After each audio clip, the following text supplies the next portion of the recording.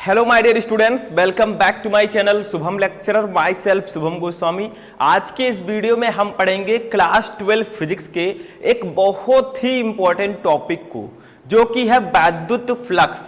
साथ ही साथ हम एक और मोस्ट इंपॉर्टेंट टॉपिक को पढ़ेंगे जो आपके बोर्ड एग्जाम में हमेशा आता रहता है।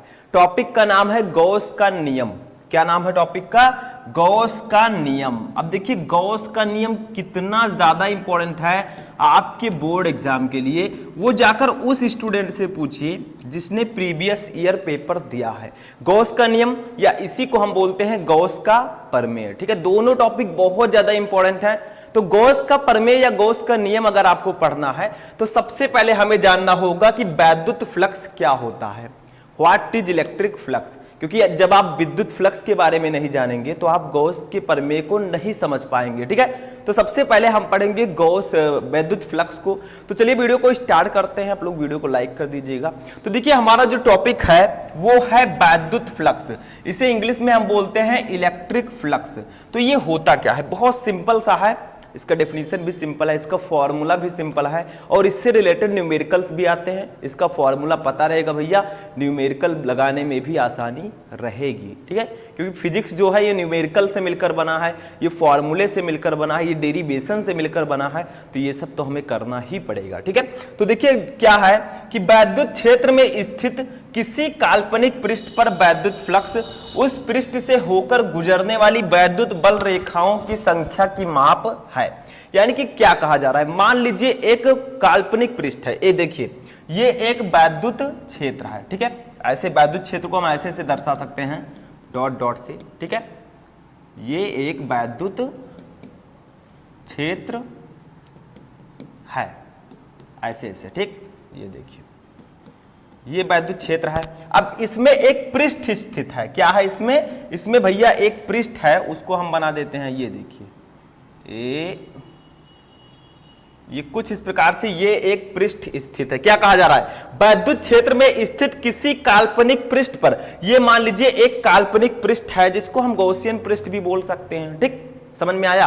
तो इस पृष्ठ पर वैद्युत फ्लक्स जो होता है वो उस पृष्ठ से होकर गुजरने वाली वैद्युत बल रेखाओं की संख्या की माप होती है। अब देखिए ये जो पृष्ठ है भैया, इस पर आवेश होंगे बहुत सारे, क्योंकि पृष्ठ है भैया तो इस पर आवेश तो पाए ही जाएंगे। और जब आवेश होंगे तो इस पृष्ठ से होकर कुछ वैद्युत बल रेखाएं निकलेंगी। ठीक है, जैसे देखिए कुछ तो भैया ऐसे करके ऐसे चली जाएंगी, ये विद्युत बल रेखाएं हो गई। ठीक है, कुछ आपका ऐसे पृष्ठ से होकर जाएंगी, कुछ आपका ऐसे पृष्ठ से होकर ये जाएंगी वैद्युत बल रेखाएं, कुछ आपका ऐसे होकर ऐसे निकल जाएंगी। ठीक है, तो ये सब क्या होंगी? इन सबको हम कहते हैं इलेक्ट्रिक लाइंस ऑफ फोर्स, वैद्युत बल रेखाएं। ठीक, तो इतना समझ में आया? चित्र समझिए। देखिए वैद्युत क्षेत्र में स्थित किसी काल्पनिक पृष्ठ पर वैद्युत फ्लक्स उस पृष्ठ से होकर गुजरने वाली वैद्युत बल रेखाओं की संख्या की माप है।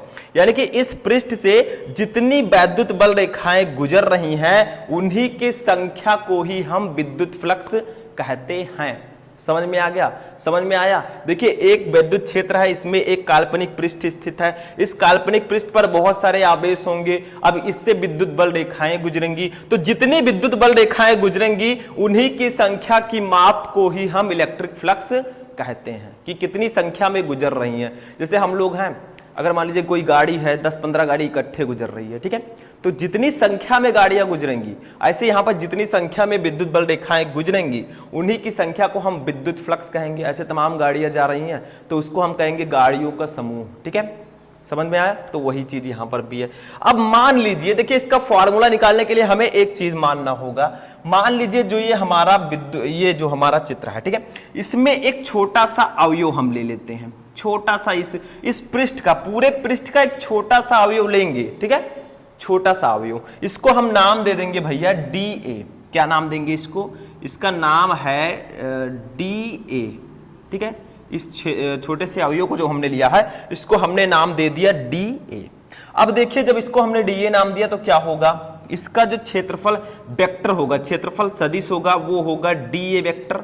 क्योंकि भाई क्षेत्रफल सदिश अगर इसका निकाला जाए तो DA वेक्टर होगा। ठीक है, समझ में आया? आगे देखिए एक चीज और ध्यान दीजिए, यहां पर इसमें जो विद्युत क्षेत्र की तीव्रता होगी, ठीक है, वो E वेक्टर आप ले लीजिए, E वेक्टर। ठीक है। तो एक डेफिनेशन हम इसका और बता सकते हैं, क्या, देखिए ये आपका क्या है, एक छोटा सा अवयव, इस पूरे पृष्ठ की तुलना में मैंने इसका एक छोटा सा अवयव ले लिया, इसीलिए मैंने इसको डीए लिखा है, क्योंकि मैंने क्या लिया है, छोटा सा अवयव लिया है, ठीक।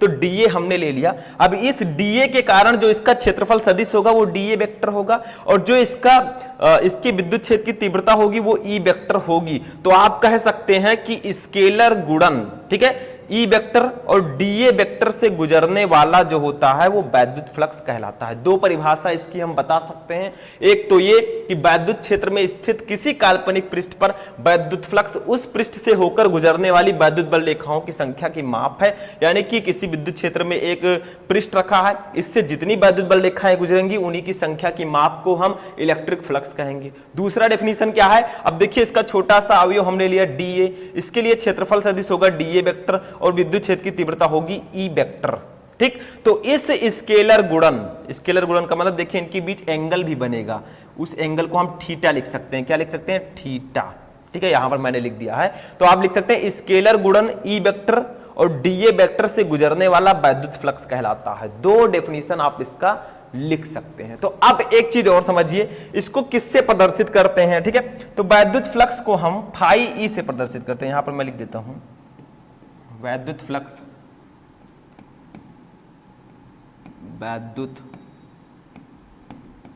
फ्लक्स को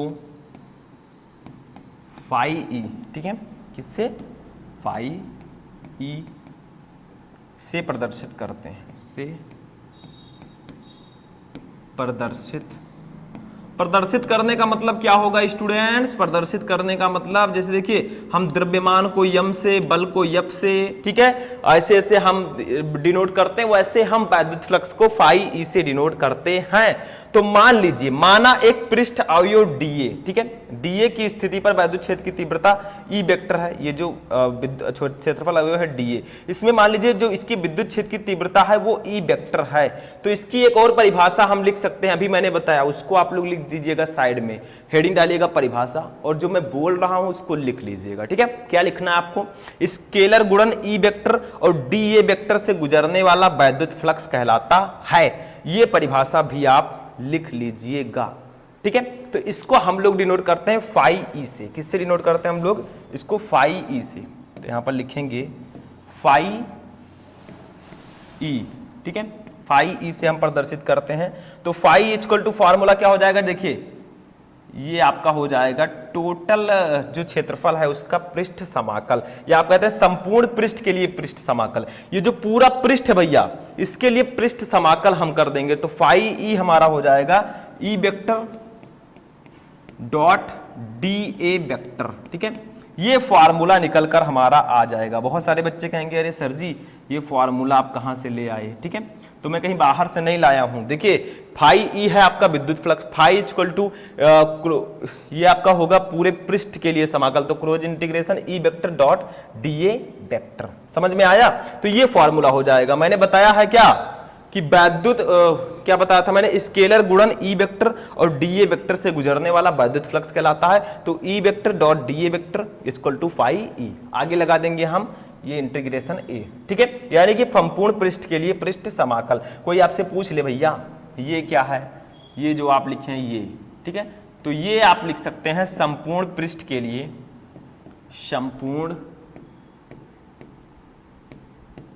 पृष्ठ के लिए, पृष्ठ के लिए पृष्ठ समाकल, ठीक है, पृष्ठ समाकल। समझ में आ गया। इतनी चीजें आप अपने दिमाग में बैठा लीजिए तभी हम आगे बढ़ेंगे, ठीक। तो आप लोग ये जानिएगा कि वैद्युत फ्लक्स को फाई से डिनोट करते हैं। इसकी दो परिभाषाएं हैं, एक तो ऊपर वाला, एक ये वाला, कि स्केलर गुणन ई वेक्टर और डीए वेक्टर से गुजरने वाला विद्युत फ्लक्स कहलाता है। इसी फॉर्मूले से हमने ये वाला फॉर्मूला लिखा है, इसी परिभाषा से, phi E equal to close integration A E vector dot DA vector, जहां पर जो ये आपका है ये संपूर्ण पृष्ठ के लिए पृष्ठ समाकल है, ठीक। इतनी चीजें समझ में आ गई। अब थोड़ा और आगे हम बढ़ेंगे, ठीक है, इसको मॉडिफाई करने का प्रयास करेंगे। इसको नोट कर लीजिए, इसको मैं इरेज कर दूंगा अभी, ठीक है। इतनी चीजें नोट कर लीजिए, ये फिगर अभी नहीं मतलब इसको इरेज मैं नहीं करूंगा, इसको नोट कर लीजिए, ठीक। तो ये हो गया, अब इसको मैं इरेज कर देता हूं। ठीक है, नोट किया कीजिए, नोट मैं भी दे रहा हूं, सब पूरी तैयारी में करवा रहा हूं, बस हमारा ऐप शुभम लेक्चरर डाउनलोड कर लीजिए भैया, वहां पे पूरे सब्जेक्ट की तैयारी आपकी हो जाएगी। ठीक, Shubham lecturer app play store पे सर्च करेंगे आ जाएगा। ठीक, तो यहां पर एक चीज और समझिए, हम इसी को लिख सकते हैं phi is equal to E D A cos theta, E D A cos theta. ठीक है, देखिए इसी फॉर्मूले को हम लिख सकते हैं phi is equal to E D A cos theta. But क्यों? क्योंकि देखिए ये जो हमारा ई वेक्टर है और डी ए वेक्टर है, इसके बीच में एक एंगल बन रहा है कि नहीं बन रहा है, ये बन रहा है। ठीक है, इसको थीटा मान लिया हमने, तो phi E is equal to हमने क्या लिखा था, close integration A E vector dot d A vector. ठीक है, तो इसको हम इस प्रकार से लिख सकते हैं phi E is equal to E D A cos theta, दो तरह से हम लिख सकते हैं। ठीक है, अब इसको थोड़ा सा सॉल्व करेंगे, देखिए इसको इस प्रकार से भी लिखेंगे, अतः फाई ई इक्वल टू हमारा हो जाएगा, देखिए ऐसे हमने किया था कि नहीं किया था, A E D A cos theta, E D A cos theta. ठीक है, इतना हमने किया था। अब देखिए क्या करेंगे, इसको सॉल्व कर लेंगे थोड़ा सा।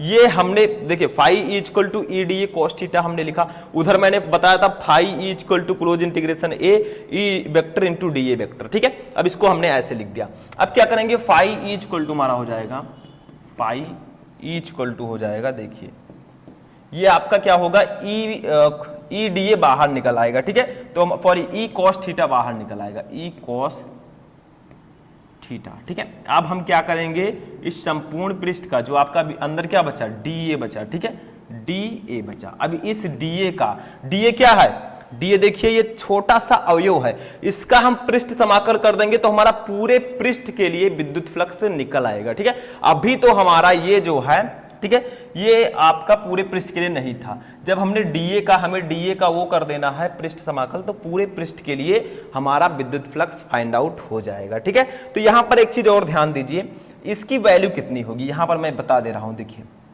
ये जो आपका है क्लोज इंटीग्रेशन ए इंटू डी ए, इसकी वैल्यू जो होगी वो होगी केवल ए। क्यों केवल ए होगी, देखिए ये तो छोटे से अवयव का आपका है, क्या छोटे से अवयव का क्षेत्रफल है डी ए। अब पूरे पृष्ठ के लिए हम क्या लिखेंगे, इसके जगह पर ए लिख देंगे। ठीक है, क्योंकि हम इस छोटे से अवयव का पृष्ठ समाकल कर रहे हैं, तो पूरे पृष्ठ के लिए जो हमारा क्षेत्रफल आएगा वो ए आएगा, तो इसके जगह पर ए लिख देंगे। तो हमारा फॉर्मूला निकल कर आएगा phi E equal to E A cos theta, E A cos theta. ठीक है, तो ये आपका हो जाएगा फॉर्मूला नंबर सेकेंड। ठीक है, ये phi equal to E A cos theta भी इसका फॉर्मूला होता है। तो दो फॉर्मूले मैंने आपको बताए, दोनों नोट कर लीजिएगा भैया। देखिए बहुत इंपॉर्टेंट टॉपिक है, जब तक आप फाई ई के बारे में नहीं जानेंगे तो आप गॉस का नियम कैसे जानेंगे, उसका फॉर्मूला क्या होता है, phi equal to q upon epsilon naught. तो उसके बारे में जानना तो भैया फाई ई तो हमें पता होना चाहिए। अब मैंने आपको पहले एक फॉर्मूला बताया, अब दूसरा फॉर्मूला भी निकल आया। अब देखिए इसका मात्रक हम निकालेंगे। ठीक है, किस फॉर्मूले की सहायता से, अब इसका काम नहीं है, इसको मैं हटा देता हूं। अब इस फॉर्मूले की सहायता से हम इसका मात्रक निकाल सकते हैं। कैसे, देखिए देखिए ई क्या है, विद्युत क्षेत्र की तीव्रता, इसका मात्रक क्या होता है, न्यूटन प्रति कूलम होता है ना। और देखिए ए क्या है, ए है आपका क्षेत्रफल, क्षेत्रफल का मात्रक मीटर स्क्वायर होता है। तो बताइए विद्युत फ्लक्स का मात्रक क्या हो जाएगा, newton metre square plus coulomb into coulomb inverse. तो इसको मैं इरेज करता हूं। अब देखिए हमारा फॉर्मूला था phi equal to E A cos theta, क्या आया था, ई ए कॉस थीटा। ठीक है, अब देखिए क्या करेंगे, इसी से हम मात्रक निकाल लेंगे, एक हेडिंग डालेंगे प्यारा सा जो कि होगा मात्रक। ठीक है, मात्रक हेडिंग डाला हमने, बताइए इसका मात्रक क्या होगा। तो मैंने आपको बताया था विद्युत क्षेत्र की तीव्रता का मात्रक होता है E equal to F upon q naught होता है। तो इसका मात्रक होता है न्यूटन प्रति कूलम। ठीक है, और इसका मात्रक क्या होता है, देखिए ए का मात्रक होता है मीटर स्क्वायर, क्योंकि ए है क्षेत्रफल का मात्रक हो जाएगा मीटर स्क्वायर। बस अब इसका मात्रक हम यहां से निकाल सकते हैं, यहां पर लिख देंगे, क्या लिखेंगे, देखिए न्यूटन मीटर स्क्वायर लिखेंगे, न्यूटन मीटर स्क्वायर। ठीक है। और ये आपका कूलाम है, ये ऊपर जाएगा तो नीचे प्लस में इसके एक है घात पर, ऊपर जाएगा तो इनवर्स हो जाएगा, तो ये हो जाएगा newton metre square coulomb inverse, या प्रति कूलाम भी आप लिख सकते हैं, कोई दिक्कत नहीं है, चाहे तो आप प्रति कूलाम लिखें और चाहे तो कूलाम इनवर्स लिखें, ठीक है। ऐसे प्रति कूलाम, प्रति कूलाम, ठीक। तो ये आप लिख सकते हैं, ये इसका मात्रक हो जाएगा। अब देखिए ये वाला मात्रक तो हो गया, इसका एक और मात्रक हम लिख सकते हैं, ठीक है। वो क्या लिखेंगे, देखिए ये न्यूटन प्रति कूलाम, ठीक। ये विद्युत क्षेत्र की तीव्रता का मात्रक है, इसका एक और मात्रक होता है, विद्युत क्षेत्र की तीव्रता का एक मात्रक होता है वोल्ट प्रति मीटर, वोल्ट प्रति मीटर, ठीक है, वोल्ट प्रति मीटर। अब देखिए यहां पर ये हो गया इंटू ये आपका ए है क्षेत्रफल का मात्रक, तो मीटर स्क्वायर हो जाएगा, मीटर स्क्वायर, ठीक। अब देखिए 1 मीटर से ए मीटर कट हो जाएगा, बचेगा क्या, वोल्ट मीटर, वोल्ट मीटर। तो ऐसे पूछ लिया जाता है ऑब्जेक्टिव में, निम्नलिखित में से कौन सा विद्युत फ्लक्स का मात्रक है, तो वोल्ट मीटर ऑप्शन रहेगा, टिक कर दीजिएगा, और या तो ये रहेगा तो टिक कर दीजिएगा, लेकिन ऐसा वोल्ट मीटर वाला ज्यादा आता है ऑब्जेक्टिव्स में, ठीक। तो ये चीज ध्यान रखिएगा। तो इसके दो मात्रक हैं, एक न्यूटन मीटर स्क्वायर प्रति कूलाम और एक है वोल्ट मीटर, ठीक। अब इनको मैं इरेज करता हूं, अब हम बीमा निकालेंगे, ये नोट कर लीजिए जल्दी से, ठीक, नोट कर लीजिए। आप चलिए आगे बढ़ते हैं, ये नोट हो चुका होगा। यहां पर मैं इतना इरेज कर देता हूं। अब यहां पर हम निकालते हैं बीमा, डायमेंशनल फॉर्मूला। ये कैसे निकालेंगे, देखिए सिंपल सा है, हेडिंग डालेंगे बीमा। अब बीमा निकालने के लिए ये बताइए भैया कैसे निकालोगे इसको। देखिए ये आपका है न्यूटन, न्यूटन क्या है, बल, बल का मात्रक होता है mlt-2, सॉरी बल की बीमा होती है mlt-2, ये मीटर स्क्वायर है। देखिए इसी फॉर्मूले से हम निकालेंगे, मीटर स्क्वायर है तो यहां पर L का स्क्वायर हो जाएगा, फॉर्मूला पता है तो आप बीमा बहुत आसानी से निकाल लेंगे। कूलाम है, ये किसका मात्रक है, आवेश का, आवेश की बीमा होती है AT, क्यों, क्योंकि Q = IT होता है, I के जगह पर A, T के जगह पर T, तो ये हमारी बीमा आ जाएगी। एटलीस्ट कितनी आएगी, देखिए ये हमारा हो जाएगा ML3, ये 2 और 1 जुड़ जाएगा, इसके ऊपर 1 मानते हैं, तो ML3 T के पावर -2, और ये जो भैया हमारे हैं ये ऊपर चले जाएंगे तो A के पावर -1 हो जाएगा और T के पावर -1 हो जाएगा। अब इसको ही हम कर देंगे, ठीक है। कैसे करेंगे, देखिए इसका बीमा हो जाएगा ML3 T के पावर -3, देखिए -2 -1 जुड़ जाएगा, माइनस माइनस प्लस 213, लेकिन चिन्ह वही रहेगा, ठीक है, और A के पावर -1, ये बीमा हो जाएगी हमारी किसकी, विद्युत फ्लक्स की, ये बीमा होगी, ठीक। समझ में आ गया, तो ये समझ में आ गया होगा कि विद्युत फ्लक्स क्या होता है, इसका मात्रक क्या होता है और इसकी बीमा क्या होती है, सब मैंने बता दिया। ये मात्रक अभी मैंने रेज किया, ये बीमा, ठीक है। तो ये भी हो गया आपका। अब एक टॉपिक और हम पढ़ेंगे जो सबसे इंपॉर्टेंट टॉपिक है 12th फिजिक्स के चैप्टर 1 का, क्या है बताइए। देखिए इसको नोट कर लीजिए आप लोग, ऐसे टिक हो गया, रोक कर आप लोग वीडियो उसका स्क्रीनशॉट ले सकते हैं, नोट कर सकते हैं। देखिए अब यहां पर हम पहले बेसिक लेवल समझते हैं, गॉस की प्रमेय अथवा गॉस का नियम, ठीक है। गॉस का प्रमेय क्या होता है, तो देखिए सिंपली हम समझेंगे, इसका डेरिवेशन भी है कि कैसे प्रूफ करें कि गॉस का प्रमेय होता है φ = Q/ε0। अभी यही आएगा, लेकिन अभी तो हम समझेंगे, ठीक है, इसको प्रूफ करना भी होता है, लेकिन पहले हम बेसिक जानकारी देखते हैं। देखिए गॉस की प्रमेय अथवा गॉस का नियम, गॉसेस थ्योरम और गॉसेस लॉ, ठीक है, गॉसेस रहेगा, गॉसेस थ्योरम और गॉसेस लॉ। तो देखिए होता क्या है, उसी काल्पनिक पृष्ठ से रिलेटेड ये भी है, ध्यान दीजिएगा। देखिए गॉस की प्रमेय स्थिर विद्युतिकी में, स्थिर विद्युतिकी में किसी काल्पनिक बंद पृष्ठ, जिसे हम गॉसियन पृष्ठ भी बोल सकते हैं, ठीक है, से गुजरने वाले वैद्युत फ्लक्स तथा पृष्ठ द्वारा परिबद्ध कुल आवेश के बीच संबंध बनाता है। यानी कि जो गॉस का नियम है वो हमें ये बताता है कि किसी पृष्ठ से गुजरने वाला वैद्युत फ्लक्स और उसमें उपस्थित आवेश में क्या संबंध होता है, ठीक है, what is the relation between electric flux and electric charge, ठीक है, उस पृष्ठ से होकर। तो यहां पर भी थोड़ा सा हम समझेंगे, जैसे उसमें हमने समझा था। तो भैया पहले तो विद्युत क्षेत्र, ऐसे हम मान लेते हैं विद्युत क्षेत्र है, ठीक है, जैसे उसमें हमने जाना था वही सेम चित्र इसमें भी लगभग बनाना है, बस थोड़ी सी जानकारी एक्स्ट्रा होनी चाहिए। देखिए ऐसे विद्युत क्षेत्र हो गया। अब इस विद्युत क्षेत्र में क्या स्थित है, एक पृष्ठ स्थित है, जैसे उसमें स्थित था, ठीक है, ऐसे ये एक पृष्ठ है, ठीक है, जिसे हम गॉसियन पृष्ठ भी बोल सकते हैं, ठीक, गॉस का प्रमेय तो गॉसियन पृष्ठ भी इसको बोल सकते हैं। अब गॉस की प्रमेय स्थिर विद्युतकी में किसी काल्पनिक बंद पृष्ठ या गॉसियन पृष्ठ से होकर गुजरने वाला वैद्युत फ्लक्स, तो इससे जितने वैद्युत फ्लक्स गुजरेंगे, अब वैद्युत फ्लक्स हम किसे कहते हैं, मैंने बताया था कि इससे गुजरने वाले जो विद्युत बल रेखाएं हैं, ठीक है, उन्हीं की संख्या की माप को हम विद्युत फ्लक्स कहते हैं। ठीक है, ऐसे जो इनसे गुजरती हैं इन्हीं की संख्या को हम विद्युत फ्लक्स कहते हैं। तो इनको हम लोग बोलेंगे वैद्युत बल रेखाएं, और इन्हीं की संख्या को हम लोग बोलते हैं, जितनी संख्या में ये होंगे उन्हीं को बोलेंगे वैद्युत फ्लक्स, वैद्युत फ्लक्स। ठीक है, अब मैंने बताया था कि भैया अगर किसी विद्युत क्षेत्र में कोई पृष्ठ है तो उसमें क्या होंगे, उसमें बहुत सारे आवेश होंगे, इलेक्ट्रॉन भी हो सकते हैं, कुछ भी हो सकता है, बट आवेश होगा।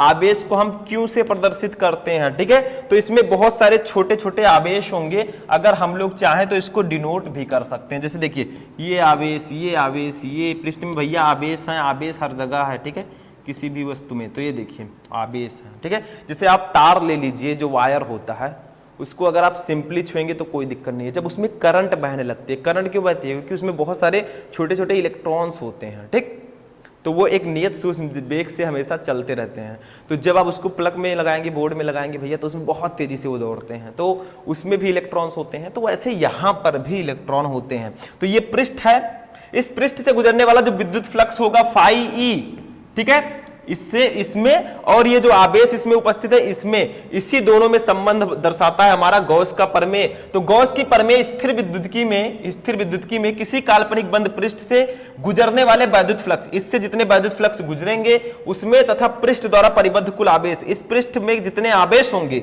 उन दोनों के बीच ये संबंध बताएगा गॉसियस थ्योरम।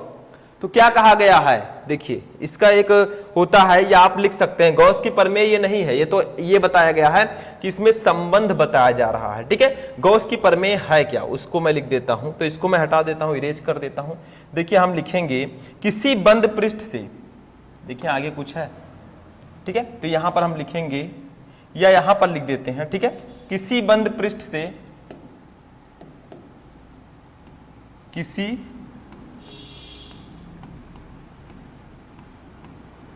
बंद पृष्ठ से, ये गॉस का प्रमेय है जो मैं लिख रहा हूं। ठीक है, किसी बंद पृष्ठ से होकर गुजरने वाला, ठीक है, गुजरने वाला वैद्युत फ्लक्स से गुजरने वाला वैद्युत फ्लक्स, ठीक है, वाला वैद्युत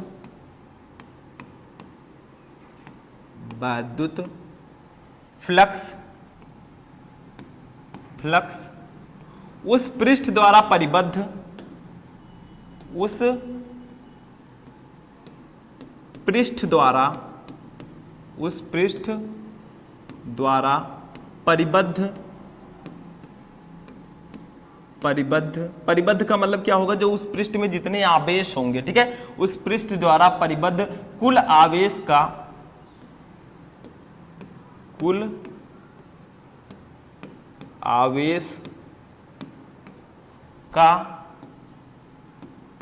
1/ε0 गुना होता है। क्या लिखेंगे, 1/ε0 गुना, कुल नेट आवेश लिख सकते हैं। ठीक है, कुल नेट आवेश या कुल आवेश का 1/ε0 गुना होता है। ठीक है, तो क्या कहा गया, यही गॉस का प्रमेय है, इसको नोट कर लीजिएगा, यही लाइन इंपॉर्टेंट है भैया, इसी लाइन को ध्यान रखिएगा कि किसी बंद पृष्ठ से गुजरने वाला वैद्युत फ्लक्स फाई ई, यहां पर आप फाई ई भी लिख सकते हैं, फाई ई, ठीक है, उस पृष्ठ द्वारा परिबद्ध कुल आवेश का 1/ε0 गुना होता है। थोड़ा बड़ा बड़ा मैंने लिखा है वर्ड, ध्यान दीजिएगा। तो यहां पर क्या कहा गया, गॉस के प्रमेय के अनुसार अब हम लिखेंगे, अब मान लीजिए यदि किसी पृष्ठ, इसको आप लोग नोट कर लीजिए, किसी बंद पृष्ठ से गुजरने वाला वैद्युत फ्लक्स उस पृष्ठ द्वारा परिबद्ध कुल आवेश का 1/ε0 गुना होता है। ठीक है, यदि कि, या आप लिख दीजिए, ये आप फॉर्मूला डायरेक्टली लिखिए, ऐसे आप लोग लिखेंगे फाई ई इक्वल टू, इनके अनुसार फाई ई इक्वल टू किसके होता है, कुल आवेश का, कुल आवेश को हम लिखेंगे Q से, इसका 1/ε0 गुना होगा। ठीक है, तो यही होगा हमारा गॉस का प्रमेय। इसको हम इस प्रकार से भी लिख सकते हैं, phi E equal to phi is equal to q upon epsilon naught, ठीक है, क्यू अपान एप्सिलॉन नॉट। इस प्रकार से हम इसको लिख सकते हैं। तो यही गॉस का प्रमेय है। ये लाइन ध्यान रखिएगा, किसी बंद पृष्ठ से गुजरने वाला वैद्युत फ्लक्स उस पृष्ठ द्वारा परिबद्ध कुल आवेश का 1/एप्सिलॉन नॉट गुना होगा। तो जो पृष्ठ द्वारा परिबद्ध गुजरने वाला वैद्युत फ्लक्स था फाई ई, वो उस पृष्ठ द्वारा परिबद्ध कुल आवेश क्यू का 1/एप्सिलॉन नॉट गुना होता, तो phi E equal to q upon epsilon naught होगा। ठीक, समझ में आ गया? बहुत सिंपल सा है। या आप यहां पर लिख भी सकते हैं, यहां पर आप लिख सकते हैं कि यदि किसी बंद पृष्ठ ए से परिबद्ध कुल आवेश क्यों हो तो उससे गुजरने वाला वैद्युत फ्लक्स, बस आप लिख दीजिएगा गॉस का प्रमेय। ठीक, तो ये आपका हो जाएगा गॉस का प्रमेय। ठीक, समझ में आ गया? तो आज का ये लेक्चर हमारा यहीं पर फिनिश होता है। कल जब हम वीडियो लेकर आएंगे, कल हम जो नेक्स्ट लेक्चर लेकर आएंगे उसमें मैं आपको बताऊंगा कि भैया ये आए कहां से, क्योंकि कोई जहां से वो आए हैं कोई ना कोई उसकी उत्पत्ति हुई होगी। तो कल हम इसको प्रूफ करेंगे कि आखिर ये phi is equal to q upon epsilon naught क्यों होता है, ये मैं आपको नेक्स्ट लेक्चर में बताऊंगा। ठीक है, तो आज का ये इंटरेस्टिंग सेशन यहीं पर फिनिश होता है। कैसा लगा आपको ये वीडियो कमेंट करके बताइएगा। तो चलिए मिलते हैं हम नेक्स्ट वीडियो में नेक्स्ट टॉपिक के साथ। तब तक के लिए जय हिंद।